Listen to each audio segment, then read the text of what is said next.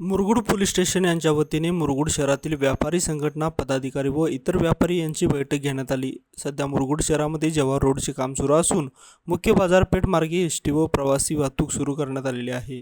त्या अनुषंगाने सर्व व्यापारी यांनी फुटपाथवरील मारण्यात आलेली राहुटी व इतर अडथळे दूर करावेत। व्यापारी आस्थापनाची बोर्ड व खाजगी व इतर वाहनांचे मुळे रहदारीस अडथळा होणार नाही याबाबत दक्षता घ्यावी।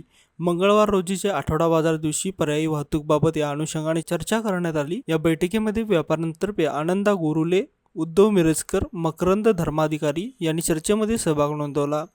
सदर बैठकीस मुरगुड नगर परिषदकडील श्री रोहित आतवाडकर व व्यापारी संघटना अध्यक्ष सदाशिव अंगज यांच्यासह मुरगुड शहरातील 40हून अधिक व्यापारी उपस्थित होते। यावेळी व्यापाऱ्यांना मुख्य मार्गदर्शन API शिवाजी करे यांनी केले। स्वागत प्रशांत गोजारे यांनी तर आभार राजू चव्हाण यांनी मांडले। लाईव्ह मराठीसाठी मुरगुडहून सर्जेराव भाट।